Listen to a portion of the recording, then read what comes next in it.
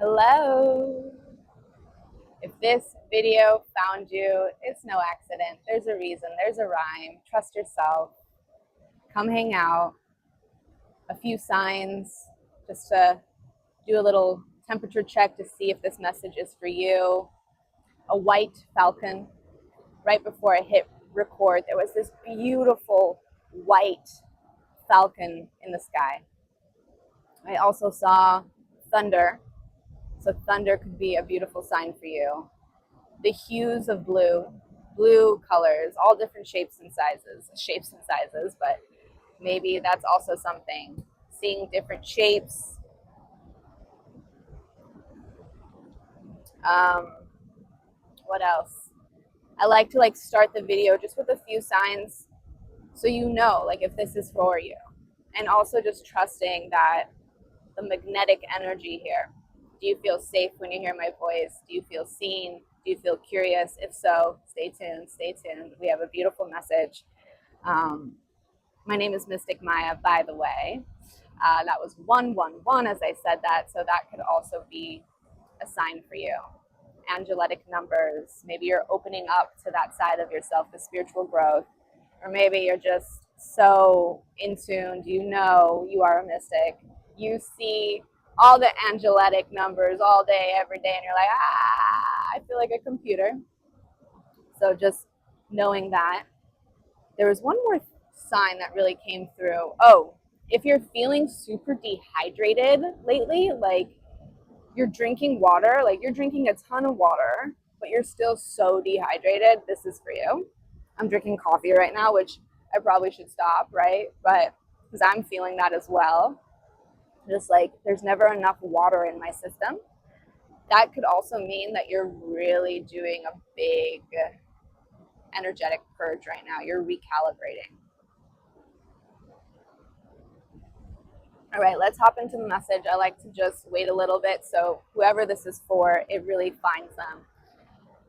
All right, so the main message today, and overall when I channel, I let the live moment lead. But there's always a few notes that I take to help ground the message. And there was one specific message that I got. I finally fell asleep last night, because sleep has been something really hard for me lately. So that's also something that if you resonate with, this message is for you. But last night I was able to fall asleep at 7:30 and it felt so good. I put lavender on my pillow. I was watching a show and I just allowed my mind to finally relax, because right now, this message is timeless, but right now I feel like the collective, we're going through such a deep purge and ascension that it's hard. It's hard because in order to rise into the best versions of ourselves, we have to first purge all of the dense emotions within us. And dense emotions is dense narrative, dense just trauma, dense anything dense needs to leave. Okay, so I'm thinking and seeing a volcano and it's just shooting all of that molten lava out. We're in a time right now where it's going to be heavy before it's light and clear. And that means the mind is working on overtime. And this is where our biggest challenge is right now as spiritual beings who are saying yes to ascension, to balance the mind, the body, and the soul, right? So it's up to us to say, hey, I am not my thoughts. Hey, I am no longer a match for that vibration. I notice my past self. I love on that past version of myself because it got me to where I am today. But I no longer want to identify as that thing, as that experience, as that energy. Because oftentimes we get so stuck in the notion that we are our emotions. For example, if you're a fearful person or was a fearful person, I am fearful. Oh, I don't do things like that. That's not for me. Or there's just so much category, right, with the emotion that you feel. And I feel like right now we're being called to really step into our multi-dimensional self. You are not just one thing. Stop limiting yourself. This is the mission at hand. Stop limiting yourself. My messages can also be a little bit of tough love. So just know, like, if this meets you in your shadow side, first off, just know that I love you so much. I'm here to be a sacred mirror, a sacred friend, a sacred nurturing energy, a sacred inspiration station for you. If anything triggers, first of all, that's okay. That's a part of the process of purging.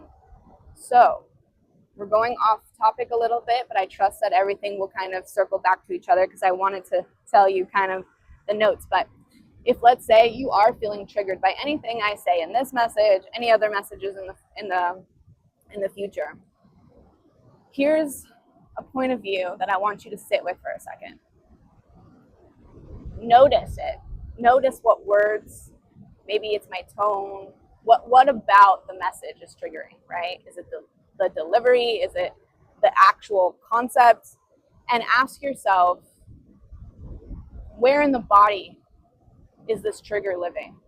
That alone tells you information. Wherever that trigger is landing, I want you to go chat GPT it up and be like, why, what is the emotional connection around this body part? And see what comes up for you. And in general, how can you see the trigger as just a pure reflection, a shadow reflection, not to say that you are less than, but actually to be an opportunity to help you rise, help you purge, help you ground deeper, help you just cleanse any of that stagnant energy that no longer serves you. It's the light and it's the dark, right? We need both elements to do our spiritual awakening. If we're not sitting in the shadows and the triggers, in the fucking, excuse my language, but in the depths of the pain, we can't understand true joy. They go hand in hand. So I invite you to be open to your shadow side. It's not something bad. It's neutral. It's data. It's information. It's what's going to help you transcend. So notice your triggers with love and compassion. It's not something to shame yourself for or to reject. And maybe that's a part of the process, right? At first we have to like be defensive and like push it back. And it's like peeling a banana or an onion. We like slowly get into it and slowly become more open to the idea that, oh shit, we are doing those things. Oh shit, we are thinking those things. Like, how can I take accountability for my shadow sides out of love versus putting myself in a box of limitation and projection, right?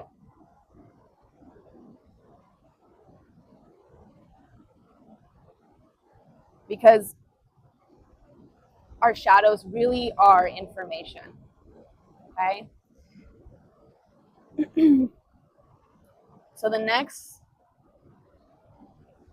question that's going to guide us, I woke up and I wrote this.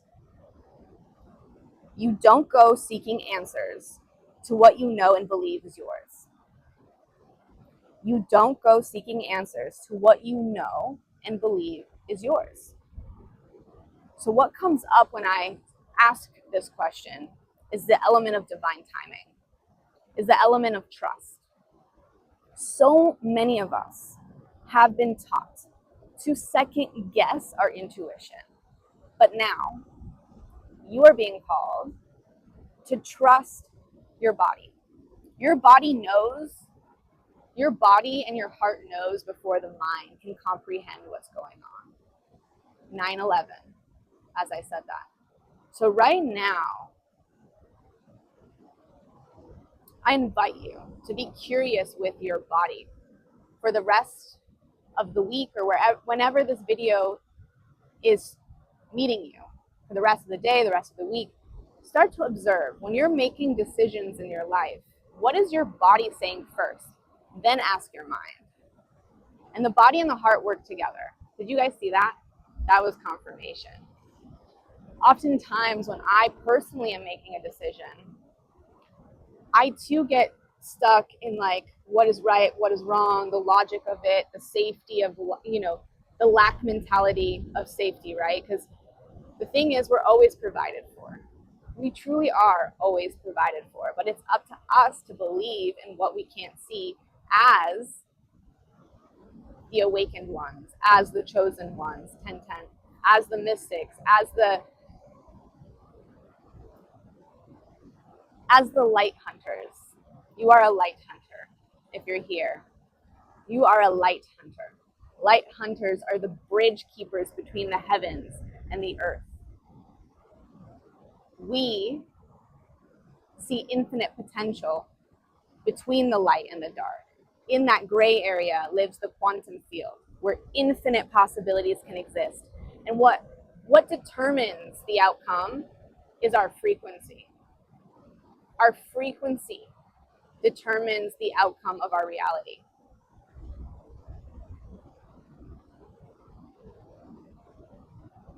Frequency is everything.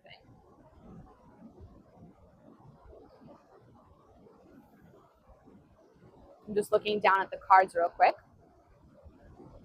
So this is going to be a very scattered message. So just take what you need and leave behind what you don't. The next thing that came up was to ask yourself, how can you nurture yourself? How can you parent yourself? When we're going through so much internal chaos and upgrades, and chaos really is another name for creative fuel, but when we're going through that emotional purge, that energetic purge, that frequency up level, we need to parent ourselves.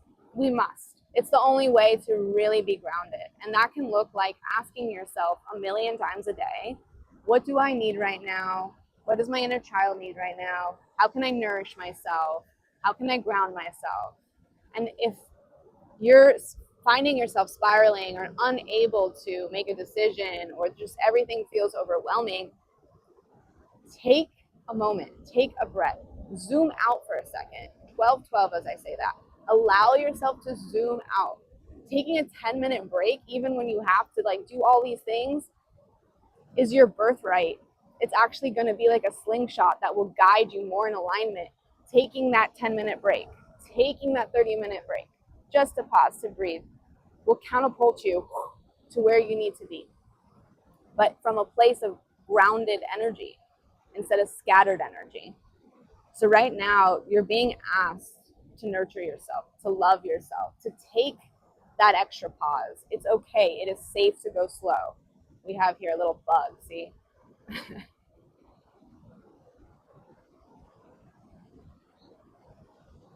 Your peace is everything. And the thing is, you're in control of it. No one else can decide your peace, only you. No one else can decide your frequency, only you. You are the creator of your own reality. 1313, as I say that. We have so many angelic numbers.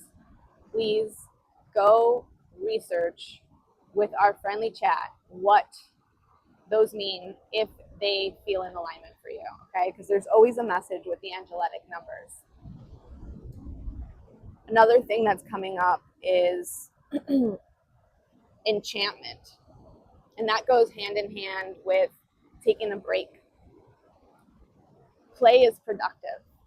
When we enter a childlike essence, when we allow ourselves to slow down, we become calm and grounded. And when we're calm and grounded, creative solutions to our obstacles can come and meet us and give us what we are seeking. Because essentially what we're seeking is already seeking us. It's within us. But we have to have the courage, the audacity to go slow, even when society and our environment says, no, who are you to slow down? Slowing down is weak. Is it though? Is slowing down really equivalent to weakness? Or is it equivalent to being so smart with your frequency? Your serenity is up to you, my friend. So this is an invitation to sit in your stillness, to ground, to allow the answers to come to you. Now I'm going to pick another card in the live moment with you just to ground down this message. I made a pact to myself to make these videos short and sweet. And I want to honor that. So we're going to the 15 mark. So let's just ground down the message. What does the collective need to know to end this message in alignment, in amazing inspiration? What do we need to know? We got manifestation and soulmate. Why are all these messages leading to love? It's interesting because actually there is something that I wrote here. Okay, so it's interesting because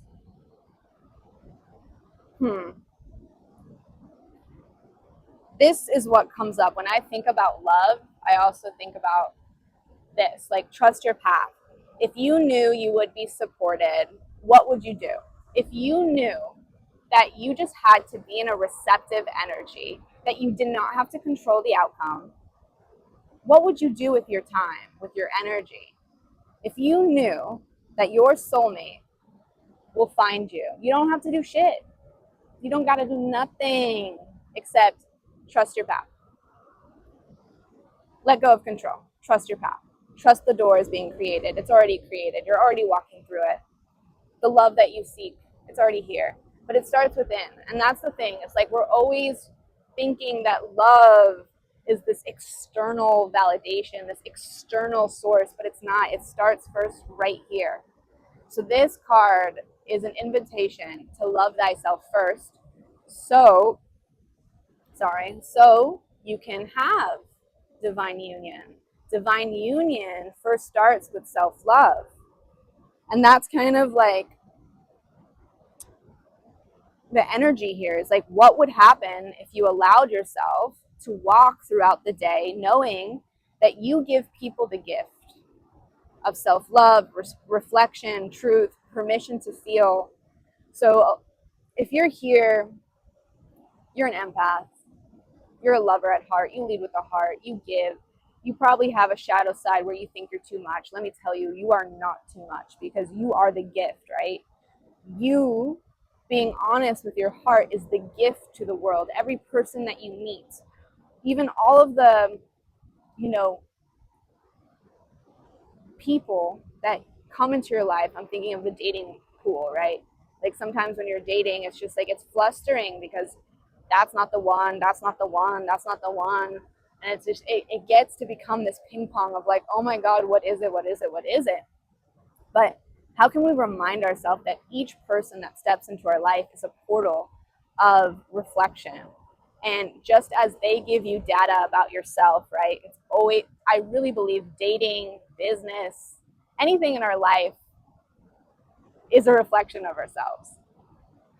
It reflects our inner frequency. So if something is not happening in a infinity energy, it's simply because there's still some karmic lessons you need to learn, and you need to bring the power within you. You're seeking it without of you. And that's not a good or bad thing. It's all neutral, right? We're all learning this. I'm learning this every single day. Every single day I'm learning how to bring my energy inward. And it's hard. It's fucking hard work. Excuse the F-bombs. YouTube, please let me still deliver this message. I know I'll do better. Okay. So a soulmate energy is really about the soulmate within. And knowing that you are the gift. You are not too much. You are amazing. You are infinite. You're multidimensional. You're full of love. And that is a rare, rare gift to give to yourself and to give to others, okay?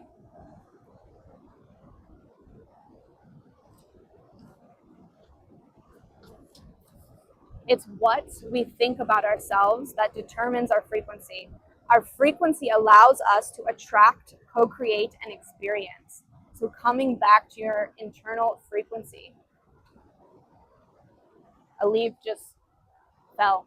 So allow any dense frequencies that no longer serve you to fall away, and just see if you can explore what it feels like, what it looks like to be in the frequency of unconditional love, which is the highest frequency, right?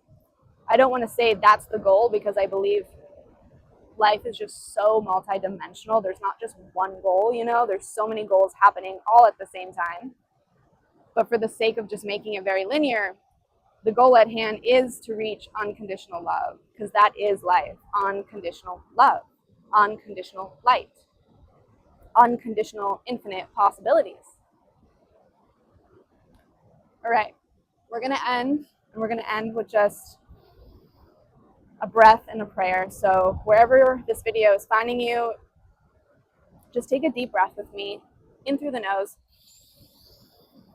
out through the mouth, in through the nose, out through the mouth.